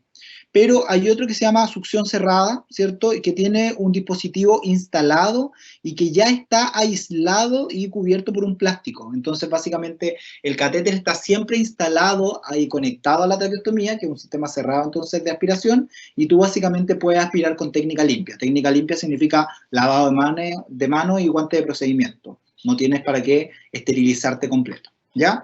Los de abajo son sistemas de filtro, entonces sistemas de filtro de humidificación pasiva en este caso, se conecta a la traqueostomía y permite reemplazar un poco las funciones de acondicionamiento de vía aérea, ¿cierto? La termohumidificación, filtración del aire. Y hay que evidentemente evitar que la cánula quede muy apretada para no causar lesiones en el cuello y como opción la recomendación internacional de enfermería es mantener la cánula fijada a la distancia de que te quepa un dedo, ¿cierto?, por la cinta de sujeción al cuello de la persona. Entonces tú aprietas la cánula de traqueostomía, ¿cierto?, hasta que pueda caberte fácilmente un dedo separado del cuello con la cinta de sujeción, ¿ya? Y básicamente eso es lo que te permite hacer el chequeo diario de que todo esté bien, de que tenga filtro, de que esté libre de secreciones, si no lo aspiras tú, ¿ya? De que esté bien fijada, de que la cánula no esté mirando, ¿cierto?, como a la izquierda, a la derecha, que de repente pasa igual, ¿cierto?, que en el estómago como que la cánula baila hacia un lado y evidentemente tienes que reposicionar. Y esto ya nos lleva a trabajar como fonoaudiólogo, una vez sabiendo cómo eso funciona desde el punto de vista médico, clínico, de enfermería, de equipo de rehabilitación, todos sabemos lo mismo hasta ese momento. Aquí empieza realmente el trabajo de los fonoaudiólogos, ¿cierto? Que los vemos evidentemente desde el inicio del cuadro, o sea, desde que vimos que había un paciente que necesitaba ventilación mecánica, nosotros, fonos metidos en la UCI, ¿cierto? Decíamos, no, este paciente este paciente no va a salir de ventilación rápida, yo creo que hay que traquetomizarlo en el momento más oportuno. Y se conversa con los equipos, en las entregas de turno en las mañanas, uno conversa con los médicos, ¿cierto? Conversa con el resto del equipo y ya vamos aventurando un poco a qué paciente va a ir para tráqueo y qué paciente definitivamente no va a destetarse de la ventilación mecánica sin traqueotomizarse, ¿ya? Luego viene todo un proceso de evaluación y planificación kinesiológica y fonoaudiológica, ya donde la primera parte sería rehabilitar funcionalmente la vía aérea para que el primer objetivo que consigamos sea sacarle ese CAF a ese paciente, es decir, desinflar el CAF. Y eso no va a pasar hasta que el manejo de secreciones no aparezca. Ese CAF tiene que estar desinflado para recién aparecer la válvula de fonación y luego rehabilitar la vía aérea con válvula de fonación y después acceder a la decanulación del paciente, que es básicamente extraer, ¿cierto?, la cánula, ¿cierto? Y eso no lo hace hasta que no tienes todas las funciones de la laringe, de nuevo, sin comprometerse, y evidentemente el motivo que llevó a traqueotomizar a la persona está resuelto, ¿ya? Así que eso fue resumido, ¿cierto?, como experiencia del equipo de rehabilitación del Hospital de Curicó en un capítulo dentro de un libro que se llama Evaluación e Intervención Logopédica en motricidad orofacial y áreas afines, de Catalina Valdés, de María Paz Moya, de la sede de Temuco Universidad Autónoma, y Franklin Susanívar. ¿Ya? Entonces ahí escribimos un capítulo donde de alguna forma se describe el proceso de trabajo multidisciplinario y que lleva a la decanulación de las personas traqueotomizadas, en este caso y en este capítulo, desconectadas de ventilación mecánica. Y estamos haciendo ya un trabajo relacionado con personas, ¿cierto?, ventiladas, ¿ya? Hay un poco de ruido afuera en este momento, perdón, pero alguien está vendiendo huevos. Todo pasa. El proceso de evaluación fonoaudiológica básicamente es evaluar la deglución de una persona. Y evaluar la deglución de una persona significa no necesariamente, evaluar la deglución no es aplicar consistencia y volumen. Evaluar la deglución es saber qué factores protectores tiene una persona para poder correctamente deglutir. Secreciones, medicamentos, alimentos, ¿cierto? Distinto tipo de contenido oral, ¿ya? Así que siempre parte por una evaluación no nutritiva, ¿cierto? Que básicamente es control de signos vitales, evaluación del estado de conciencia y cognitivo, evaluación de permeabilidad de vía aérea superior, ¿cierto? Con la ocultación cervical y pulmonar después. Se evalúa siempre la higiene de la cavidad oral, habilidades de control motor oral, deglución no nutritiva y deglución, y habilidades de la tos, ¿ya? Y eso nos lleva, ¿cierto?, a establecer cuál es el manejo en la evaluación no nutritiva de la deglución y los verdaderos factores protectores que tiene la vía aérea, o sea, la laringe está funcionando o no, está funcionando el mecanismo de tos, ¿cierto? Y luego de eso recién viene la evaluación como más conocida, que es la evaluación de tinción, ¿cierto? La evaluación con este Blue Eye Test, donde básicamente teñimos las secreciones de una persona en la cavidad oral, luego aspiramos por la vía aérea, ¿cierto? Por la traqueostomía, y si evidentemente las secreciones son azules, es porque lo que está tragando la persona, ¿cierto?, está siendo aspirado a vía aérea, ¿ya? Eso se llama un Blue Eye Test positivo, ¿ya? Entonces, esta evaluación es como la más conocida, ¿cierto? Pero quiero ser enfático en que la evaluación de deglución de la persona con traqueostomía no es el Blue Eye Test. El Blue Eye Test es lo último que tú haces en la evaluación de la deglución de la persona con traqueostomía. Tú haces toda una evaluación indirecta o no nutritiva, luego hace el Blue Eye Test, y si te va bien con eso, recién piensa en teñir alimentos con azul vegetal, por ejemplo, y hacer un Blue Eye Test modificado con consistencia, ¿ya? Con distintas consistencias, distintos volúmenes, para evaluar signos de alteración de la eficacia o de la seguridad, ¿ya? Pero esta es una evaluación indirecta de deglución que tiene que tener todos aquellos factores que te lleven a pensar, evidentemente, y que esta persona está lista para poder deglutir sus secreciones, ¿ya? Evaluaciones comunicativas, si es que la persona está con estados de mínima conciencia y en realidad no se puede hacer mucho todavía desde el punto de vista rehabilitador. Lo importante es evaluar si esta persona tiene habilidades para comunicar de forma verbal no vocal, es decir, utilizar sistemas de comunicación aumentativa alternativos. Las habilidades de comunicación más básicas son generalmente pedir, poder declarar algo y responder a preguntas sí o no, ¿ya? Son como las habilidades de conducta verbal más importantes que uno puede desarrollar independiente del sistema vocal, verbal o alternativo, ¿ya? Y cuál sería más o menos la evolución que tiene esto para la intervención. Veo a María Paz apareciendo por ahí, estoy terminando. En rehabilitación básicamente es lo mismo, pero las evaluaciones también son más elaboradas y están relacionadas también al habla y lenguaje una vez que se restablece sobre todo el funcionamiento de la vía aérea gracias a la válvula de fonación y por supuesto las evaluaciones vocales. Los kinesiólogos, por su parte, están evaluando cómo es el funcionamiento respiratorio con las presiones inspiratorias máximas y expiratorias e inspiratorias máximas a través de esta evaluación de la pimometría o pemometría, donde se obtienen ciertos valores que después se pueden ajustar para el entrenamiento respiratorio, ¿ya? Entonces hay todo un proceso de intervención kinésica asociado al mismo momento en que nosotros estamos evaluando y trabajando nuestros aspectos, ¿ya? Y la evaluación de la tos se hace básicamente a través de un flujómetro, que es este flujómetro de Mini-Wright, donde se le pide a la persona, por ejemplo, que tosa, ¿cierto?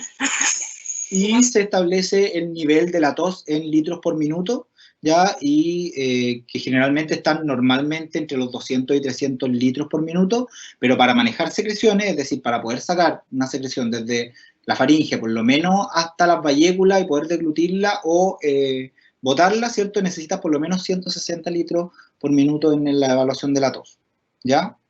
Entonces, básicamente lo que hacemos en este esquema rudimentario de la vía aérea, ¿cierto? Que tengo aquí, muy rudimentario, ¿cierto? Y muy poco anatomizado, ¿cierto? Tengo la cavidad oral, esto vendría siendo la epiglotis, voy a poner el puntero, nunca supe si el puntero se me veía, pero esta sería la epiglotis, esta es la presión subglótica, evidentemente, que está en las cuerdas vocales, y cuando yo instalo la traqueostomía, básicamente, y aparece el CAF, pierdo esas funciones. De manera que mi primer objetivo debiera ser que ese CAF desaparezca, ¿cierto? Que ese CAF desaparezca, logrando que la persona maneje secreciones. Cuando logro que la persona maneje secreciones, que no es algo de lo que verse esta charla, ¿cierto? Sino que vamos a saltar la parte de manejo de secreciones para decirles que una vez que lo logren, estarían en condiciones, por ejemplo, de poner la válvula de fonación siempre con el CAF desinflado, ¿cierto? Y podríamos ya instalar la válvula de fonación una vez que la parte deglutoria de secreciones esté superada y no necesitemos tener el CAF inflado. Así que ahí se va a poner la válvula de fonación, se va a rehabilitar la vía aérea, la persona va a poder recuperar funciones vocales, habla, va a poder toser mejor, carraspear, todo lo que permite. Incluso la terapia kinésica es mejor porque puede hacer maniobras de valsalva, puede hacer mejores fuerzas, esfuerzos musculares, porque básicamente un esfuerzo muscular como levantarte de la cama lo hace con una fuerza de valsalva, ¿cierto? ¿Cierto? Que es como este atrapamiento de aire que hace con las cuerdas vocales para hacer un esfuerzo, ¿ya? Y luego de eso ya decimos, esta persona está lista, ya cumple con criterios de decanulación, así que le vamos a hacer una evaluación para decanular, que se la voy a enseñar la próxima sesión, y esta persona se decanula y vuelve a tener su vida aérea fisiológica normal, ¿ya? Entonces los resultados de la evaluación principalmente van a ser poder mantener el higiene oral de la persona, mantener y prevenir, ¿cierto?, otras dificultades, en el caso de que sea un manejo de confort, ¿cierto?, de que no podamos rehabilitar a esta persona por una baja conciencia, porque no despierta, porque está muy grave, ¿cierto? Así que con las personas traqueotomizadas, básicamente lo que hacemos es mantener higiene oral, mantener y prevenir, buscar que la posición de la cánula sea la mejor y evaluar permanentemente si es que hay algún cambio que favorezca la rehabilitación. Y en rehabilitación hacemos evaluaciones para que sean las líneas de base de la intervención, establecemos cuáles son los objetivos claros para poder decanular a esta persona y nos centramos en la devolución primero no nutritiva para poder desinflar el CAF y luego en la evaluación nutritiva, ¿cierto? Para ver si lo podemos alimentar. Y más o menos ahí es donde aparecen estas válvulas de fonación, ¿cierto? Inventadas por este equipo Paz y Muir, ¿cierto? Y luego ya mucho más abierta hacia la comunidad de mercadeo, ¿cierto?, en vía aérea, y que se instala, ¿cierto?, y permite, entonces, una vez que el CAF esté desinflado, permite entonces la entrada de aire a través de esa pequeña membrana, ¿cierto?, que funciona abriéndose en inspiración, pero en expiración se cierra. De manera que por eso hago hincapié una vez más en que nunca se pone la válvula de fonación con el CAF desinflado, ¿ya? Y una vez que la válvula se instala, en un procedimiento que les voy a enseñar en la próxima sesión, ¿cierto? Pueden lograr, ¿cierto?, actividades realmente importantes con personas, ¿cierto?, que tienen válvulas de fonación instaladas. En este caso, una persona conectada a ventilación mecánica. que tiene la válvula Passiniur ahí, en el extremo distal. ¿Ya? Próxima. Del 1 al 10. 1, 2, 3, 4, 5, 6, 7.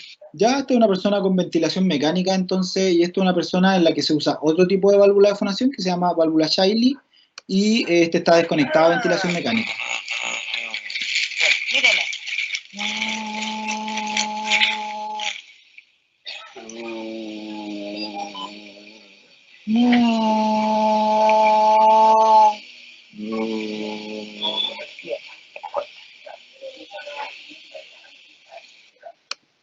¿Cómo se hace? En el próximo capítulo.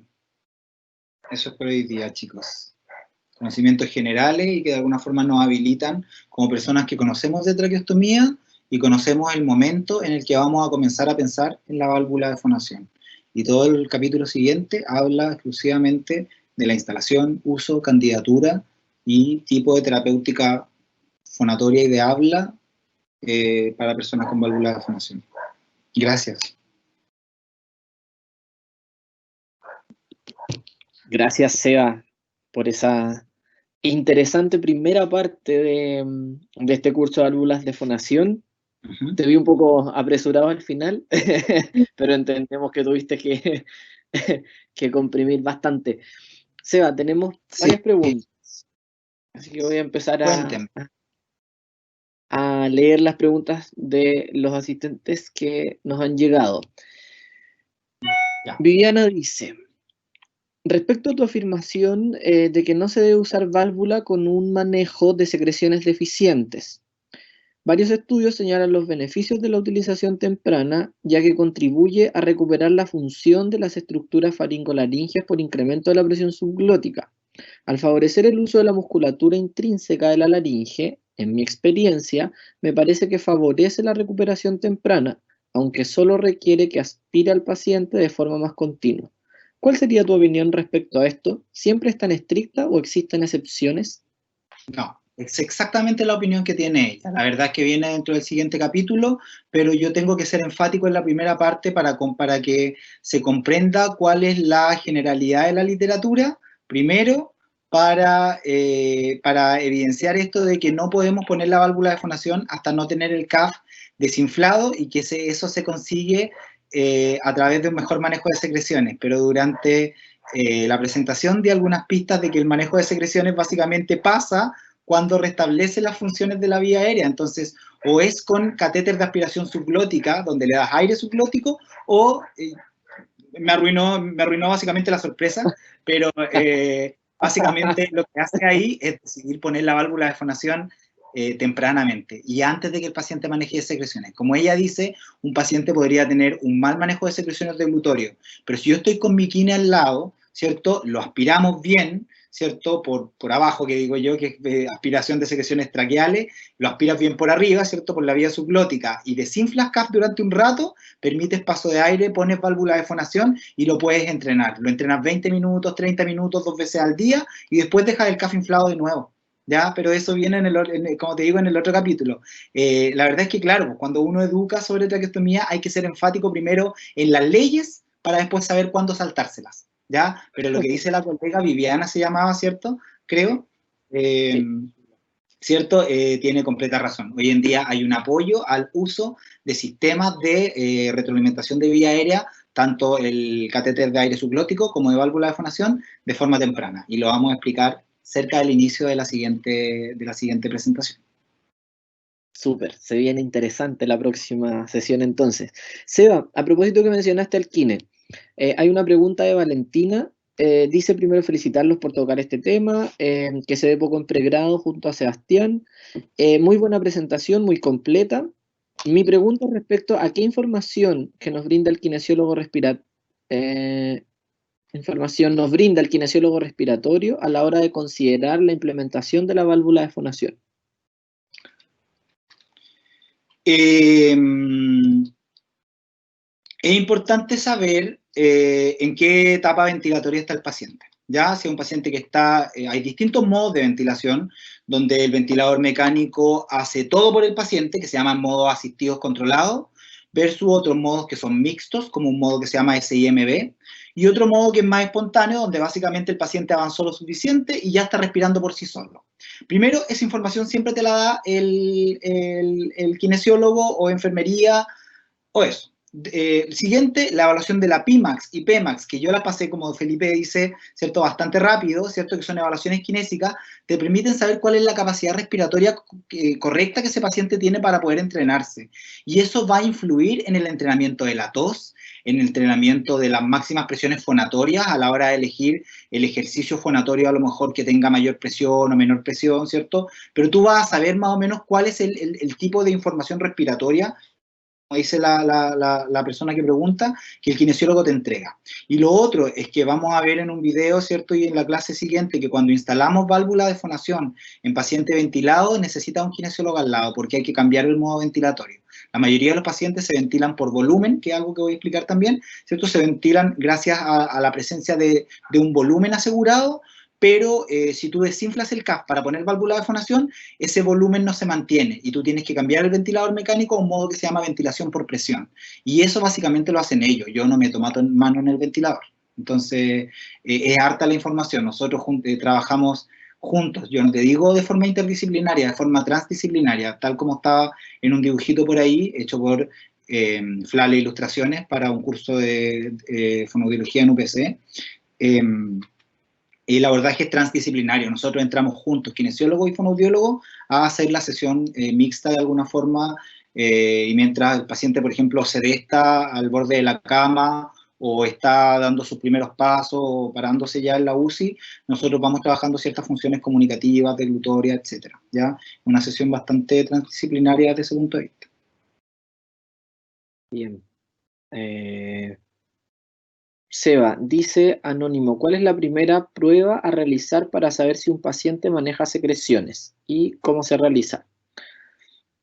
La primera prueba, básicamente, dentro de mi teoría, no mi teoría, porque no soy teórico, dentro de mi afirmación de que evaluar la deglución de una persona es hacer una evaluación de deglución completa, sería volver a la evaluación no nutritiva, ¿cierto? Si vuelves a la evaluación no nutritiva de la deglución, básicamente lo primero que haces es, evaluar el control de los signos vitales. Tiene que ser una persona estable, ¿ya? Entonces, para poder hacer una correcta evaluación del manejo de secreciones, tienes que atender a una persona que esté estable hemodinámicamente. No puedes atender a un paciente que está recién ingresado a la UCI, ni siquiera una persona que tiene una traqueostomía recién instalada. El día siguiente empiezo a atenderlo. No puede ser una persona que esté en condición inestable. No puede ser una persona que esté con un estado de conciencia bajo o con un estado de conciencia en coma.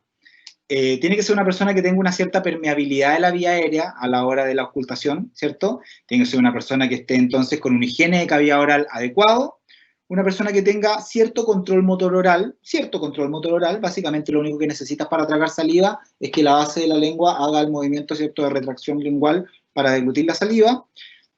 Y definitivamente tienes que saber si es una persona que es capaz de deglutir secreciones, es decir, de mover la laringe, tú palpas, ¿cierto?, de deglutirla de forma espontánea. ¿Qué pasa a la voluntariedad? Cuando tú le pides a una persona que trague, don Juan, por favor, ¿cierto? Y si es que eso no resulta, estimula. Puedes estimular con hielo, puedes estimular con estimulación termotáctil y ver si genera degluciones al menos a la estimulación. Entonces va a decir, ya, esta persona no tiene degluciones espontáneas, no tiene degluciones voluntarias, pero la estimulación con hielo deglute. Bien. Esta persona tiene degluciones espontáneas, voluntarias y a la estimulación. Estamos tiquitaca para empezar la rehabilitación, por ejemplo, con maniobras de deglución con esfuerzo, masaco, etc. ¿Ya? Y desde el punto de vista de la tos, necesitas saber cuál es el flujo más o menos que tiene de tos. Y recién después de ahí, sería entonces realizar el Blue Eye Test, ¿cierto? El test de tinción azul, que te agrega información a todo esto. Pero básicamente lo primero que haces es evaluar, evidentemente, los signos vitales. Tiene que ser una persona estable, manejando su vía aérea nueva, por lo menos sin secreciones, que no esté, ¿cierto?, tapada en secreciones, tapada en pollos, dice uno, porque si no, si entro básicamente a la unidad de paciente crítico y entro a la unidad del paciente a la cama y lo encuentro tapado en secreciones pulmonares, por ejemplo, lo primero que hago es llamar al kinesis. ¿Sabes qué? Necesita atención primero, necesita tu atención kinésica primero y de ahí sigo yo. Y claro, eso es como lo que lo que hacemos. Entonces, en realidad es evaluar la globalidad de la evaluación indirecta o no nutritiva o sin alimentos de la deglución, que la hacemos a lo largo de toda la evaluación de la disfagia. Siempre hay que hacer una evaluación indirecta antes de darle consistencia al paciente. Súper. Seba, ya que mencionaste el Blue Eye Test, hay algunas preguntas que apuntan a este test. Dice, aparte del Blue Eye Test, ¿en qué evaluación participamos pensando en los volúmenes respiratorios? Perdón, antes de esa. Dice, Isa pregunta, para hacer la prueba de Blue Eye Test, ¿la realizo con válvula de fonación? Y luego... Ajá. Y luego responder al tiro a la siguiente, tal vez, que aparte del Blue Eye Test, ¿en qué evaluación participamos pensando en los volúmenes respiratorios? En este aprendizaje, entonces, de leyes que existen y que después se pueden romper, no es mala idea hacer el Blue Eye Test una vez que tienen la válvula de fonación instalada, porque te aseguras que ese manejo de secreciones tiene presión positiva subglótica. En realidad, el Blue Eye Test no está descrito así. No está descrito así. Tú, para el Blue Eye Test, tienes que desinflar el CAF, teñir secreciones, pedirle que el paciente que trague, y recién cuando el Blue Eye Test salía negativo, es decir, no te salían secreciones azules, uno decía, oh, ya está listo y ahora se puede desinflar el CAF y poner válvula de fonación. En realidad eso iba a pasar muy poco si es que el paciente no tenía adecuadas presiones. Entonces, hoy en día es una idea mucho mejor realizar el Blue Eye Test con la válvula de fonación puesta, porque sabes que esa deglución que estás evaluando de secreciones, en el fondo tiene presiones positivas subglóticas y es mucho más parecida a la deglución fisiológica de esa persona. Porque en realidad si hace un Blue Eye Test y te sale azul, ¿cierto? Te sale positivo leve, no es raro si es que no tiene presión positiva subglótica, no es raro que haya poco ascenso laringio y adelantamiento laringio, si es que en el fondo no están las condiciones fisiológicas básicas para que se degluta. Entonces, en el fondo yo creo que trabajamos como 15 años mal y como que en los últimos 10 años hemos trabajado correctamente en relación a cómo interpretar el Blue Eye Test correctamente. Así que echamos a perder para aprender, yo creo, durante harto tiempo como profesión. Lo importante es y que estaba y de Juan Felipe. ¿Cómo olvidé cuál era la segunda pregunta. La segunda, se me perdió. Aparte del Blue Eye Test, ¿en qué evaluación participamos pensando en los volúmenes respiratorios? La verdad es que en un equipo transdisciplinario puedes estar junto al kinesiólogo para evaluar la PIMAX, la PEMAX, ¿cierto? Generalmente lo hacen los kines, pero estamos ahí presentes. Básicamente somos un equipo de apoyo también a la evaluación de presiones y volúmenes respiratorios. La evaluación de la tos la puede hacer tanto un kine como un fono, significan cosas distintas para nosotros, para ellos significa manejo de secreciones pulmonares, flujo aéreo, y que si no está el flujo necesario, hay que seguir trabajando con entrenadores respiratorios. Ellos pueden trabajar con entrenadores respiratorios que son unas especies de válvulas de tubo, ¿cierto?, que pueden permitir aumentar la resistencia muscular y permitir ampliar la musculatura de la cavidad torácica, o incluso ellos pueden realizar cambios en el ventilador mecánico, como cuando el paciente esté estable, como para exigirle un poco más al paciente y que respire por sí solo hasta dar un poquito más, ¿cierto? Es como si le pusierais una pesa en realidad al músculo, que es el diafragma, y tú puedes cambiar un poquito el parámetro ventilatorio para que el paciente se esfuerce un poquito más, ¿cierto? Y eso. La verdad es que eso lo hacen bastante ellos, pero evaluación de la tos yo creo que la recomendaría en casi todas las evaluaciones de disfagia, porque si tú lees, por ejemplo, a Michel Trochet, encuentras que en realidad la relación de la tos con la relación de la deglución, ¿cierto?, son directamente proporcionales. A mejor flujos tosígenos hay mejores habilidades deglutorias, ¿cierto?, y menos probabilidad. Ella ha estudiado sobre todo en pacientes con Parkinson y ELA, ¿cierto?, menor probabilidad de aspiración y de complicaciones de la vía aérea. Súper.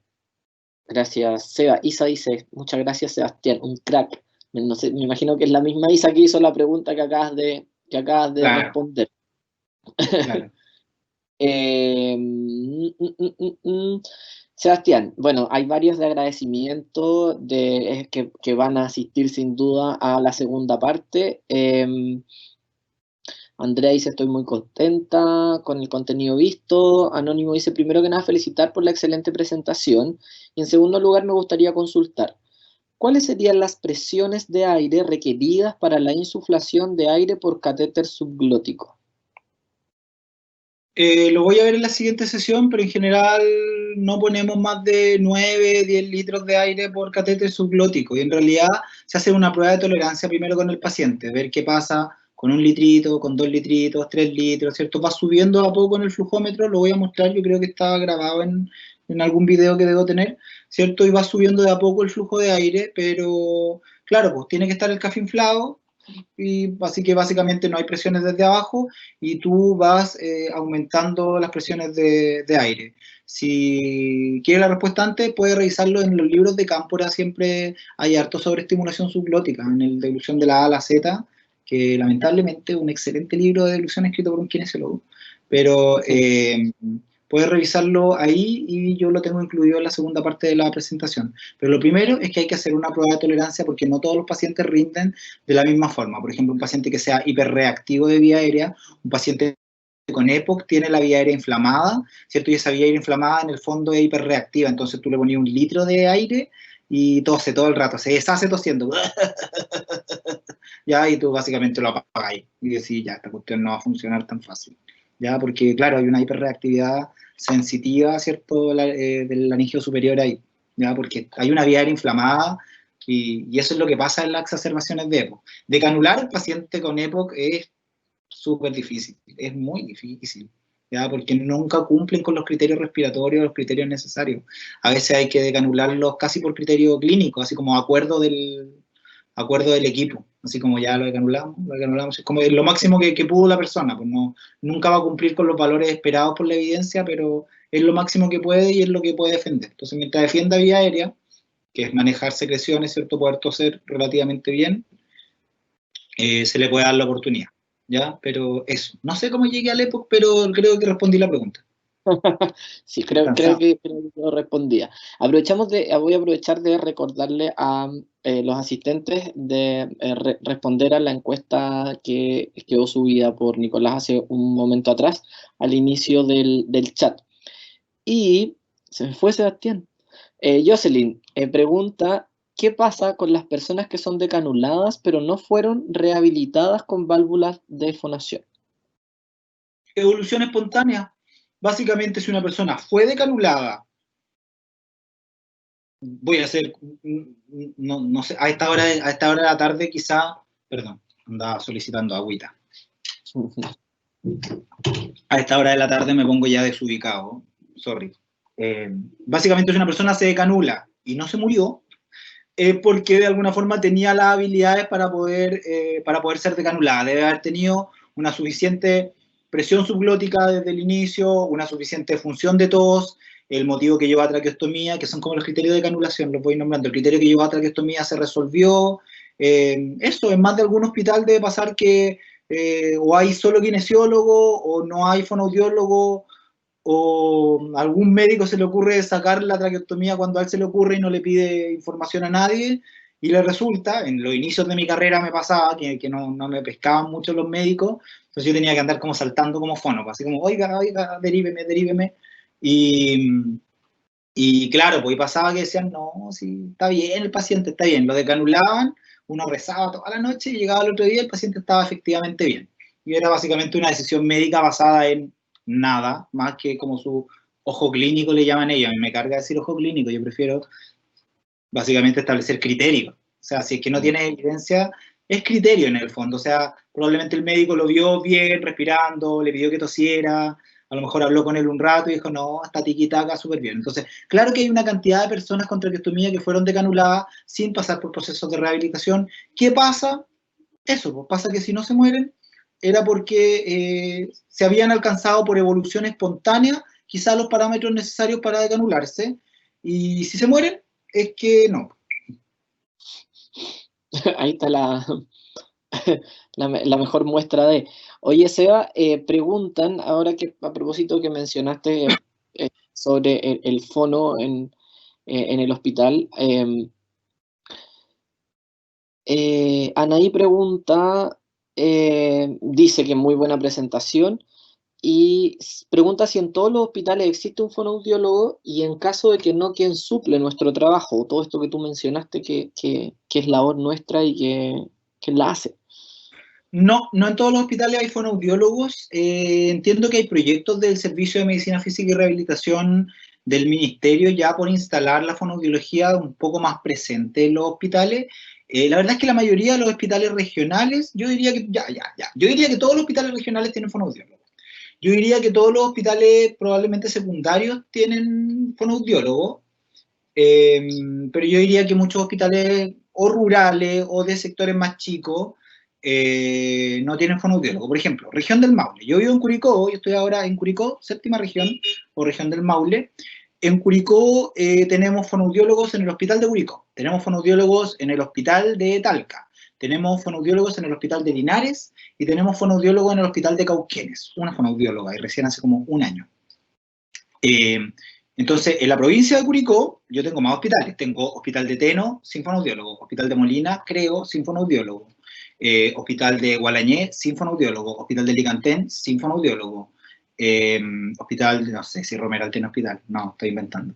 Pero en lo otro estoy seguro de que no hay fonoaudiólogo. Entonces, claro, pues hay un déficit todavía de contratación, básicamente porque no se cumplen los estándares. Recuerden que no estamos en el código sanitario, recuerden que tenemos un porcentaje de colegiatura bajo, entonces tampoco vale la pena hacer una marcha con 4 colegiados, 5 colegiados.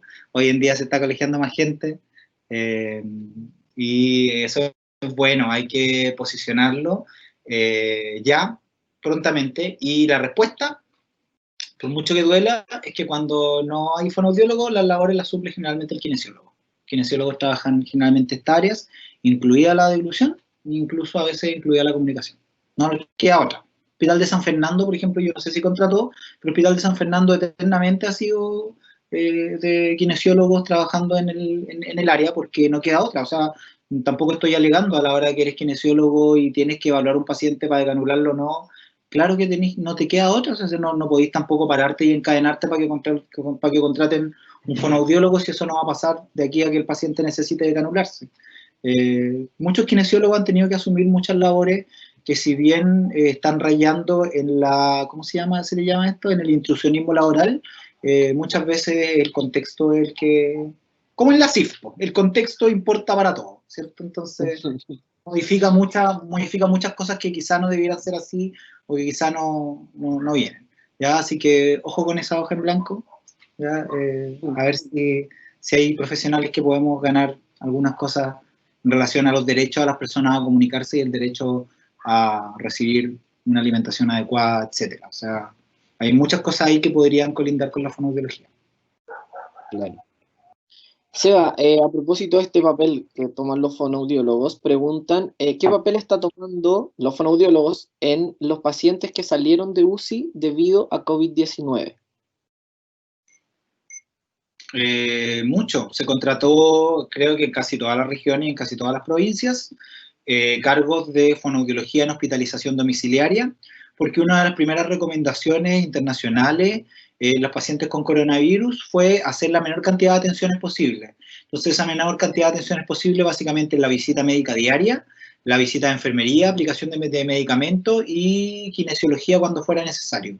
Muchos fonoaudiólogos entonces fueron un poco marginados de las unidades de paciente crítico y básicamente se tomaban decisiones apresuradas como traqueotomizar a los pacientes, esperar a que mejoraran las condiciones respiratorias y mandarlos a rehabilitación a largo plazo, ¿cierto? No hacer rehabilitación hospitalaria. ¿Ya? Entonces muchas personas no vieron quizás el aporte que los fonoaudiólogos podían tener dentro de la UCI en etapa de pandemia, ¿ya? Una vez más, formo parte de un equipo de profesionales increíbles, ¿cierto? Formé parte hasta hace muy poquitito tiempo, ¿cierto? En el Hospital de Curicó, donde junto con el Hospital del Trabajador, que es otra de las grandes áreas de trabajo de pacientes en UCI, se intervinieron pacientes durante toda la etapa del coronavirus y en muchos otros hospitales de Chile. Yo creo que Chile ha dado un ejemplo excepcional y tenemos que lograr escribirlo en algún papel y lograr publicarlo, porque la verdad es que Chile se la ha mandado en relación a inclusión de los fonoaudiólogos en las UCI y rehabilitación temprana de pacientes incluso que están intubados o personas con traqueostomía dentro de el contexto de coronavirus, ¿ya? O sea, yo no he escuchado tanto de la actuación de fonoaudiólogo en otros países. Creo que el consenso de la hacha era cómo hacerlo incluso por telerehabilitación. Es decir, un enfermero adentro con una tablet y el fonoaudiólogo afuera de la sala del paciente tratando de hacer algún tipo de ejercitación, algún tipo de evaluación. Como el enfermero tenía que entrar sí o sí, recuerden que la recomendación internacional era la menor cantidad de atenciones posible para evitar el contagio masivo. Y básicamente si tú tienes todas las medidas de protección, tus elementos de protección personal, pechera, guante, antiparra, mascarilla, doble mascarilla, la otra antiparra, yo tenía como 15 cuestiones. Entonces, básicamente si cumples con los criterios, podíamos entrar a la sala y podíamos hacer rehabilitación temprana. Pero respondiendo a la pregunta, uno de los principales papeles de la fonoaudiología hoy en día está en la rehabilitación crónica, en lo que estas personas van a necesitar de ahora en adelante, porque en la mayoría de los lugares, como te digo, se tomaron decisiones apresuradas, se gastrostomizó paciente, se traqueotomizó paciente para la casa. Entonces, ahora viene la rehabilitación crónica. Para eso, el Servicio de Medicina Física y Rehabilitación del Ministerio logró contratar muchos cargos de rehabilitación domiciliaria, ¿cierto? Yo conozco en este momento mucha gente que está trabajando en hospitalización domiciliaria en un proyecto que tiene presupuesto hasta diciembre de este año. Así que ojo en diciembre, porque tenemos que alzar la voz y pedir que esa gente se quede trabajando. Sí, depende mucho de nosotros. Seba, a propósito de la pregunta anterior respecto a San Fernando, dicen que ya hay fono en San Fernando, hace un mes aproximadamente, y Katy dice que ella está en San Fernando. Así Maravilloso. Felicitaciones y gracias. Sí, por hacer patria. Oye, Sí. Seba, mira, hay una pregunta un poco extensa, pero la voy a mencionar ya que indicas respecto a lo que acabas de mencionar, que en el fondo se traqueostomizó muchos usuarios y se enviaron hacia la casa. Dice, en el caso de un usuario traqueostomizado que es enviado para su casa y solo recibe atenciones en hospital a domiciliaria para ver nada más que el estado físico y sus cuidados higiénicos, y el usuario en este caso prioriza atenciones fonoaudiológicas y no kinesiológicas por temas económicos. ¿De qué manera podemos trabajar sin generar una intrusión profesional, por último, en el caso de una emergencia? ¿O simplemente hasta qué punto podemos llegar para no perjudicar al usuario, ya que obviamente son horas que no nos competen y sabemos que necesitamos el apoyo del kinesiólogo, pero de no estar en algún caso extremo? ¿Qué debemos hacer? ¿Cómo se orienta? Complicado, yo no sé si me atrevo a responder la pregunta. Yo no me metería, principalmente por la importancia cardiorrespiratoria que tiene el ejercicio kinésico, ¿ya? Hay algo que se llama presión ortostática, es decir, la presión de la persona puede cambiar solamente por el hecho de sentarse en la cama o de ponerse de pie, ¿ya? Entonces los kinesiólogos son súper responsables a la hora de medir presión arterial cuando el paciente, por ejemplo, está encamado, ¿cierto? Y para ver si esa presión arterial, si esa PAM dan, ¿cierto? Como para hacer un par de ejercicios, dan para hacer cierto tipo de entrenamiento respiratorio, hasta dónde sobreexigirle al sistema muscular, porque si no esa PAM, esa presión arterial se te va, ¿cierto?, a las pailas y podéis tener compromisos cardiorrespiratorios importantes ahí. La verdad es que los kinesiólogos saben mucho de biomecánica, saben mucho de funcionamiento cardiorrespiratorio, son bien secos en esa parte. Yo creo que los principales consejos que podrían dar son mantener la movilización temprana, pasiva al menos, de miembros, ¿cierto?, de extremidades, es decir, una persona que está encamada, por ejemplo, no puede mantenerse sin movilización, hay que hacer una mínima movilización de extremidades diaria, ¿cierto?, y debe propender a las labores de actividades de la vida diaria, casi como terapeuta ocupacional con la mejor ayuda posible. Es decir, si va a tomar un vaso, tú puedes ayudarlo a tomar, ¿cierto?, un vaso, llevarlo desde la muñeca, que haga la presión mínima posible, adaptarle un poco el vasito, ¿cierto?, hasta que logre tomar, y con tu ayuda, por ejemplo, llevárselo. Ahí estoy cumpliendo casi labor de terapeuta ocupacional, ¿cierto?, pero a la vez igual dándole alguna ayuda muscular o alguna ayuda ahí. Yo no me metería mucho con el aspecto respiratorio, quizá con el aspecto de movilización temprana. Por conocimiento general, uno sabe que una persona que está en cama tiene que cumplir con cambios de posición para evitar las úlceras por presión, que se llaman lesiones por presión ahora, ¿cierto?, o escaras, ¿cierto? Entonces tiene que cumplir con una cierta cantidad de movilizaciones cada cierta cantidad de horas, cada 2 horas, y mantener movilizaciones pasivas para evitar la atrofia, ¿cierto?, la espasticidad, ¿cierto?, o el acortamiento muscular. pero no me metería más allá de ello, me declaro incompetente. Con cuidado nomás en el fondo, o sea, mantener los límites necesarios antes de cometer algún error. Seba, vamos para ir finalizando. Dos preguntas. Una, en pacientes pediátricos, ¿cuáles son los parámetros a tener en cuenta para comenzar a utilizar la válvula fonatoria? Lo tengo en la siguiente sesión. Yo quiero decir primero y confesar que no tengo tanta experiencia en población pediátrica con traqueostomía, que sé que hay muchas diferencias, y que las principales las voy a comentar, pero en base a lo que la evidencia y la literatura dice. Yo recuerdo haber atendido 3 pacientes con traqueostomía en los 10 años de experiencia que tengo, y sin embargo más de 80 pacientes adultos, ¿cierto? Todos decanulados, los que no fallecieron durante el proceso por complicaciones externas, no por mi culpa. Y eso, pero voy a comentar lo que la literatura dice y cómo son los cambios principales con la población pediátrica, ¿ya? Eso, a eso me comprometo.